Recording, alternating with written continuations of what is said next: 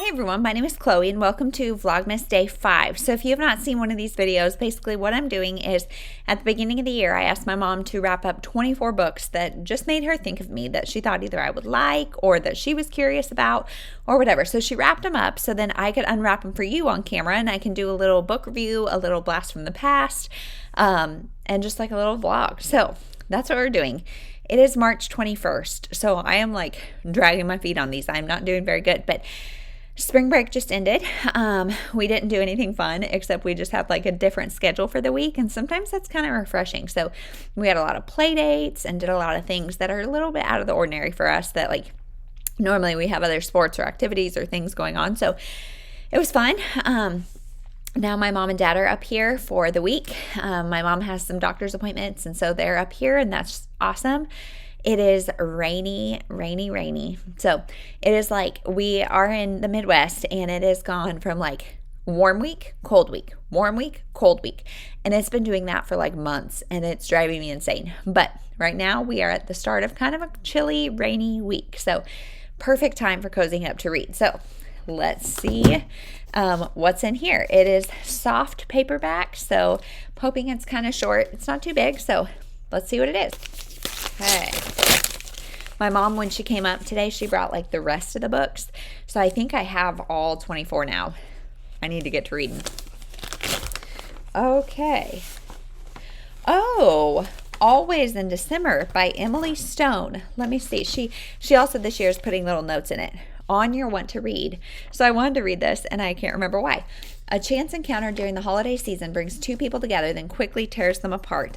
But fate intervenes again and again in this romantic debut novel in the tradition of Me Before You. So I hope this isn't like sad. Every December, Josie mails a letter from her home in London to the parents she lost on Christmas night many years ago. Every time she writes the same three words, missing you always. Oh.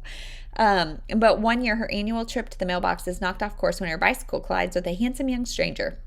A stranger who will change Josie's life.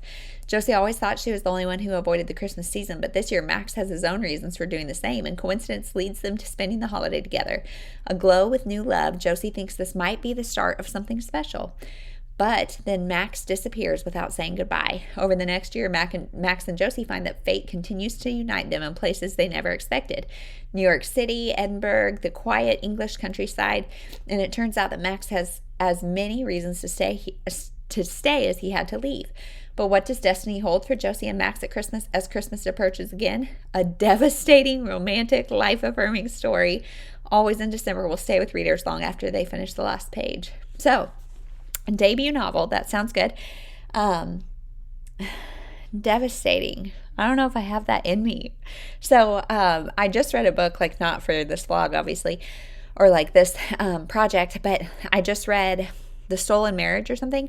Like literally the last 3 books I have read have had miscarriages in them, and like I feel like my heart is too heavy, so maybe I'll pick up something light before I pick this up. But devastating, romantic, life-affirming story. Let's see what it holds. Also, I have a little beef with like comparing books to other books. In general, I think it's stupid because like if you really liked one book, then this one may not live up to the hype. And if you really didn't, vice versa. But this one, like anytime you say Me Before You, if you've read that book, you know that one of them is like fatal and that it's not going to end well. And like you could say devastating. I don't know. I don't like knowing that. But so it goes. I hope this is good. I like the cover. So this is like my favorite color, like this seafoam green. But anyway, I'll let you know what I think. Hey everyone, I'm here looking my finest.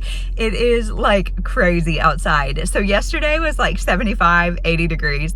Today, last night it stormed. Like if you haven't been in the Midwest for a storm, you're missing out because they're crazy. And so it stormed, and now today it's like torrential winds and 45 degrees, maybe.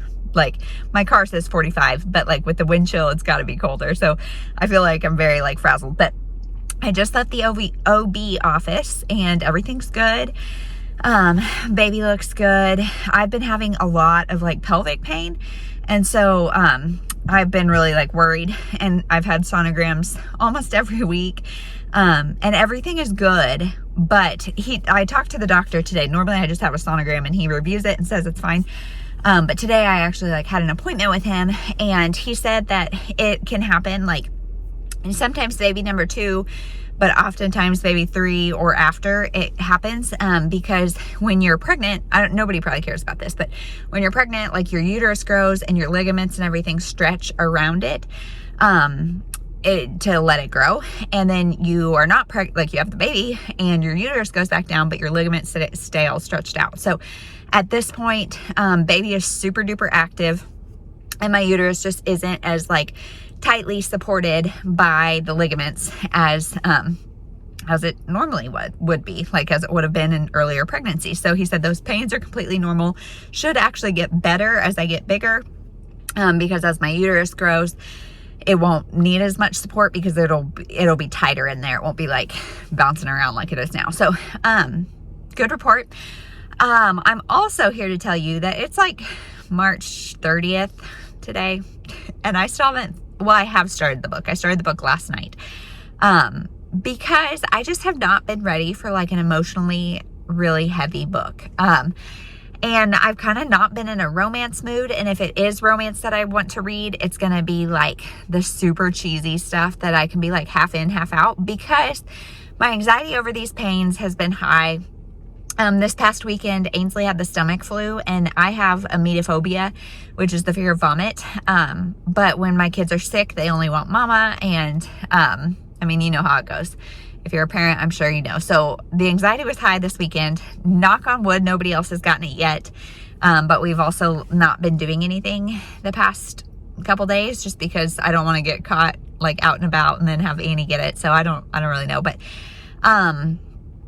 yeah, so it's been stressful, and my mom is having a lot of health issues going on. So hopefully by the time this is over, I can say everything's good and fine. But, as of now, there's a lot of unknowns with her. And so just like life is emotional enough for me right now.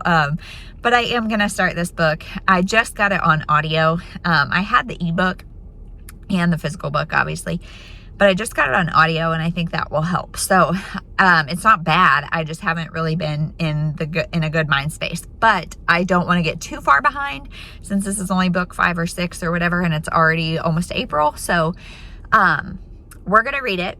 I'm going to let you know. I may come to you in a mess as I read it, but I'll let you know. Hey everyone. So I bit the bullet and read the dang book, and I hated it. I honestly hated it. And it's not just because like I wasn't in the mood, because typically like hard-hitting kind of romances are my jam. Like I love them. Sometimes it takes me a while to like start them because I don't want to feel things. But this one, I reread this book so many times because I would find myself reading or listening and being like, I have no idea what just happened because I am so disengaged. Like, I don't care at all. So this book is about Josie and Max. They meet in they have a meet cute, I guess we'd say. And they spend some time together, and it's magical. They've got this super good connection, supposedly. I was told. I didn't really feel it, but then he just disappears. So, I also have another beef with stop advertising things as for fans of Me Before You. Because then, like I said, going into it, like what the ending's going to be. And the whole time I'm like waiting for an emotional connection, and I did not give a crap until like 80% in, honestly.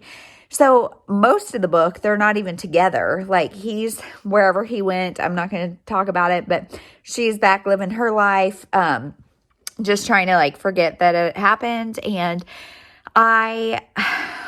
okay, so there's a lot of like gray areas around cheating. There's a huge secret that is one of them keeps from the other that would piss me off a lot, especially if it's like, we're in love, this was like my soulmate, and I'm going to keep this secret. Dumb. So like life keeps happening, and they keep like, their paths keep crossing. So obviously fate says they're meant to be together, la-di-da-da-da. But like, they don't communicate worth a darn when they are together, and they like, it's just, bad. And then, so of course, like the last 75-80%, I'm not going to say what happened. I'm not going to spoil anything, but there's a time of intense vulnerability where one of them really needs support and the other one is there to like be their rock. And so then I'm finally like, okay, maybe this is a good thing. And then it's like, okay, now that you care, bam, done, me before you. And it was so stupid. It was so stupid. Like, I knew it was coming, obviously, and I just thought it was so stupid. This book was a slog. And I talked to a couple other friends who have read it, and they kind of agreed that it was this slog. And I don't know. I'm kind of questioning, like, British literature. Is it just, do I only like chick lit in British literature? Because, like, I'm not a huge fan of Beth O'Leary, who does, like, kind of women's fiction or romance. This is 100% not a romance. If you define romance as having an HEA, don't go into this expecting that. I would say this is a contemporary book that is commentary on life and death, with a crappy relationship that, like, they don't communicate. It was insta-love, but I didn't feel anything. Like, this was just terrible, you guys. It was terrible. So I'm giving it 2 stars. I would not recommend it. You can read it any time of year. Like, they meet in December, and her parents have died. And so she, like, writes them a letter every Christmas that says the same thing. Like, basically, just miss you, I love you, that kind of thing. And it's when she's going to mail that letter that she meets him. And so, like, really, that's the only, like, the beginning and end are around Christmas. But otherwise, you could read it any time of year. This just sucked, you guys. I was not a fan. I don't like either of the characters. I will probably remember the ending, and that's about it. So yeah, done on that. So, and if you, like, can't make a pregnant lady cry, you got nothing. So I didn't like this book at all. I think I'm in the minority, but pick it up at your own risk. If you're a huge fan of, like, Beth O'Leary and British contemporary books, maybe try it. But I hated this book. So on to the next. Thanks for watching.